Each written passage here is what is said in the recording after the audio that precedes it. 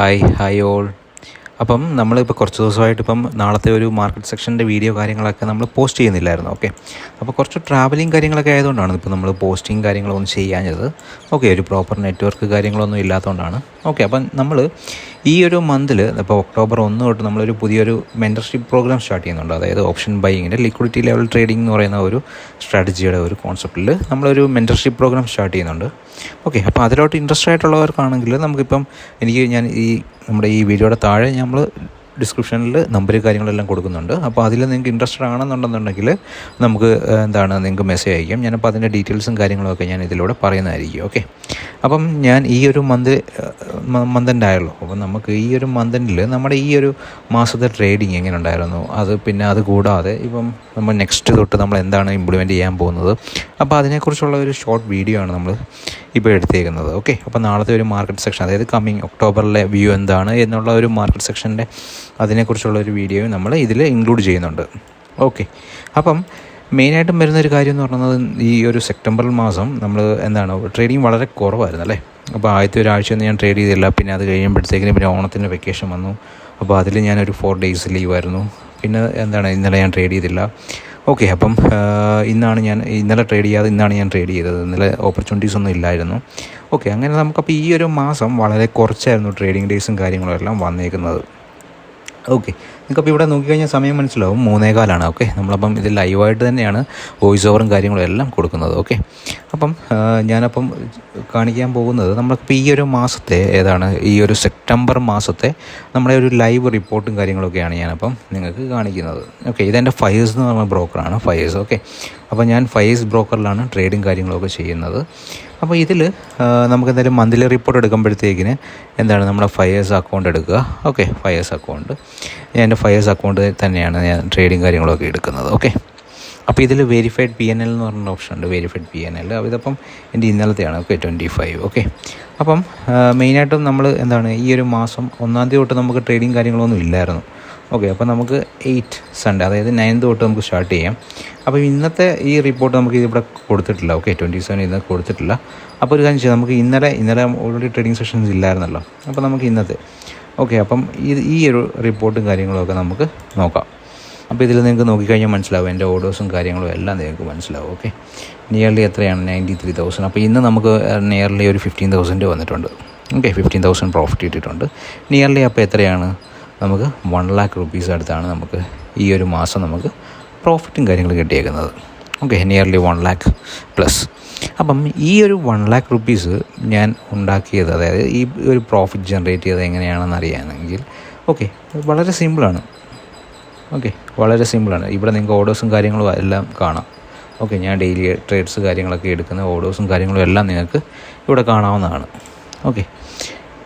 അപ്പം നമുക്ക് മെയിൻലി ഞാൻ ഉപയോഗിക്കുന്ന ഒരു സ്ട്രാറ്റജി എന്ന് പറഞ്ഞാൽ ലിക്വിഡിറ്റി ട്രേഡിംഗ് എന്നൊരു സ്ട്രാറ്റജിയിലാണ് ഞാൻ ട്രേഡും കാര്യങ്ങളൊക്കെ ചെയ്യുന്നത്.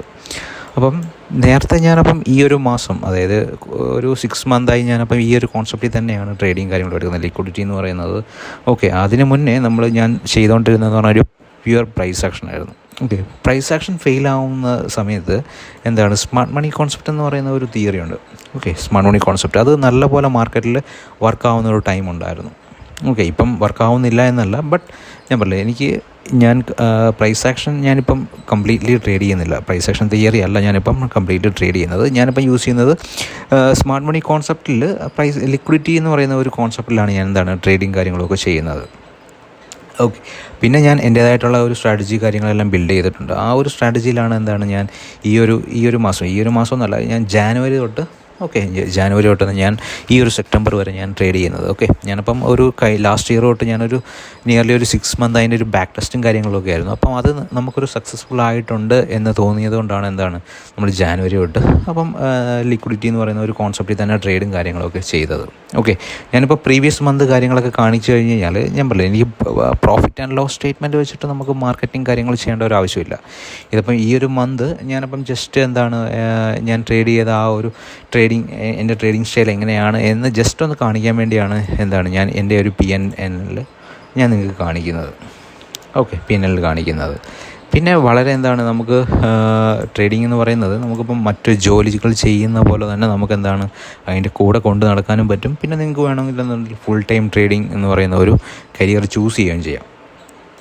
ഓക്കെ, ഫുൾ ടൈം കരിയർ എന്ന് പറഞ്ഞൊരു കരിയർ ചൂസ് ചെയ്യാം. പക്ഷേ നമുക്കിതിൽ വരുന്ന ഒരു ബുദ്ധിമുട്ട് എന്താണെന്ന് വെച്ച് കഴിഞ്ഞാൽ, നിങ്ങൾക്ക് ട്രേഡിങ്ങിലോട്ടാണ് താല്പര്യം ഉണ്ടെന്നുണ്ടെങ്കിൽ നമുക്ക് നല്ല ഒരു സ്ട്രാറ്റജി വേണം. ഓക്കെ, കറക്റ്റ് നല്ലൊരു സ്ട്രാറ്റജി ബിൽഡ് ചെയ്യണം. ആ സ്ട്രാറ്റജിക്ക് പുറമേ എന്താണ് ആ ഒരു സ്ട്രാറ്റജിയിൽ നമുക്കെന്താണ് ഒരു പ്രോഫിറ്റ് ജനറേറ്റ് ചെയ്യാൻ വരണം.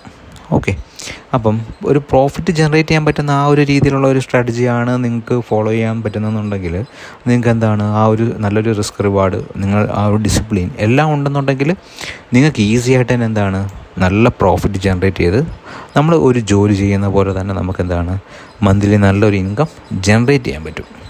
ഓക്കെ, അപ്പം മെയിനായിട്ടും വേണ്ട ഒരു കാര്യം എന്ന് പറയുന്നത് എന്താണ്, നമുക്ക് ഇതിൻ്റെ കൂടെ ഡിസിപ്ലിൻ വേണം. പിന്നെ എന്താണ് നമുക്ക് മെയിനായിട്ടും വേണ്ട ഒരു 3 കാര്യങ്ങൾ, അതായത് ഒന്ന് ഡിസിപ്ലിൻ, ഒന്ന് റിസ്ക് റിവാർഡ്, ഓക്കെ, മൂന്നാമത്തത് പേഷ്യൻസ്. ഈ 3 കാര്യം നിങ്ങൾക്ക് ട്രേഡിങ്ങിനുണ്ടെന്നുണ്ടെങ്കിൽ നിങ്ങൾ ഷുവറായിട്ടും സക്സസ്ഫുൾ ആയിരിക്കും. ഓക്കെ, അപ്പം നമുക്ക് നാളത്തേക്കുള്ള ഈ ഒരു മാർക്കറ്റ് സെക്ഷൻ കാര്യങ്ങളൊന്നും കഴിഞ്ഞിട്ടില്ല. അപ്പം ഞാൻ ഓവറോൾ ഇന്നത്തെ ഹൈ ലോ മാർക്ക് ചെയ്തിട്ടുണ്ട്. അപ്പോൾ ഈ ഒരു ഹൈ ലോ ഇതുവരെയായിട്ടും നിഫ്റ്റിയിൽ എന്താണ് ഞാൻ ഫ്യൂച്ചേഴ്സാണ് എടുത്തേക്കുന്നത്. അപ്പോൾ ഇതുവരെയായിട്ടും ബ്രേക്ക് ചെയ്തിട്ടില്ല. ഓക്കെ, അപ്പോൾ ആ ഒരു ബ്രേക്കിംഗ് കാര്യങ്ങളൊക്കെ ചെയ്യുവാണെന്നുണ്ടെങ്കിൽ നമുക്ക് എന്താണ് ഒരു ക്ലിയർ ഡയറക്ഷൻ നമുക്ക് മനസ്സിലാവും. ഓക്കെ, ഏത് സൈഡിലോട്ടായിരിക്കും മാർക്കറ്റിൽ ചാൻസ്, അതായത് അടുത്ത മൊമെൻറ്റം കാര്യങ്ങളൊക്കെ ചാൻസ് കൂടുതലേതാണെന്ന് നമുക്ക് പറയാൻ പറ്റും. ഓക്കെ, ബാങ്ക് നിഫ്റ്റി ആണെങ്കിൽ എന്താണ് ഇന്നത്തെ ഡേ ലോ സ്വീപ്പ് ചെയ്തിട്ട് നേരെ ഡൗൺ സൈഡിലാണ്, ഒരു സെല്ലിംഗ് പ്രഷറാണ് എല്ലാത്തിലും കാണുന്നത്. ഓക്കെ, മിഡ് ക്യാപ്പ് എല്ലാത്തിലും നമുക്കൊരു സെല്ലിംഗ് പ്രഷർ കാര്യങ്ങളൊക്കെയാണ് കാണുന്നത്. ഓക്കെ, അപ്പം ഇനിയും ഈ ഒരു ഹൈ കട്ട് ചെയ്ത് സ്ട്രോങ് ആയിട്ടൊരു റാലി പോകുന്നുണ്ട്, നമുക്ക് നല്ലൊരു ബ്രേക്ക് ഔട്ട് ആണെന്നുണ്ടെങ്കിൽ നമുക്കൊരു സി നോക്കാം. ഇല്ലാന്നുണ്ടെങ്കിൽ ഇവിടുന്ന് തന്നെ നമുക്ക് എന്താണ് ഒരു കൗണ്ടർ ട്രേഡ് പോലെ പി നോക്കാം. ഓക്കെ, നമ്മൾ സ്റ്റിൽ ഇതുവരെയായിട്ട് നമ്മൾ എന്താണ് ഒരു പി എൻട്രി കാര്യങ്ങളൊന്നും നോക്കിയിട്ടില്ലായിരുന്നു. പക്ഷേ ഇപ്പം നമ്മൾ നോക്കിക്കൊണ്ടിരിക്കുന്ന കാര്യം എന്താണ്, ഇനിയും നമുക്കൊരു പി എടുക്കാം. കാരണം എന്താണ് ഇന്നത്തെ ഡേ ലോ സ്വീപ്പ് ചെയ്തിട്ടുണ്ട്. ഓക്കെ, അപ്പം ഇതുപോലെയാണ് നമുക്ക് എന്താണ് ഒരു ട്രേഡിങ് കാര്യങ്ങളൊക്കെ നമുക്ക് ചെയ്യേണ്ടത്. അപ്പോൾ ഇത്രയും ദിവസം മാർക്കറ്റിൽ എന്താണ് പ്രീവിയസ് ഡേ ലോ സ്വീപ്പ് ചെയ്യാനുള്ള മൊമെൻ്റ് ആയിരുന്നു. പക്ഷേ ഇന്നെന്താണ് മാർക്കറ്റിൽ സംഭവിച്ചത്, ഇന്ന് നമ്മുടെ previous day low market sweep ചെയ്തിട്ടുണ്ട്. ഓക്കെ, അപ്പോൾ അതിൻ്റെ അർത്ഥം എന്താണ്, ഇവിടുന്ന് എന്താണ് നല്ലൊരു സെല്ലിംഗ് പ്രഷർ ആക്ട് ചെയ്യുന്നുണ്ട് മാർക്കറ്റിൽ. ഓക്കെ, അപ്പം അതിൻ്റെ ഒരു ഇൻഡിക്കേഷനാണ് എന്താണ് നമുക്കിപ്പോൾ ഈ ഒരു സെൽ ഓഫ് കാര്യങ്ങളൊക്കെ മാർക്കറ്റിൽ കാണിച്ചേക്കുന്നത്. ഓക്കെ, അപ്പോൾ ഞാൻ ലെവൽസ് കാര്യങ്ങളൊക്കെ ഞാൻ നിങ്ങൾക്ക് മാർക്ക് ചെയ്ത് തന്നേക്കാം. ഓക്കെ, മാർക്ക് ചെയ്തേക്കാം.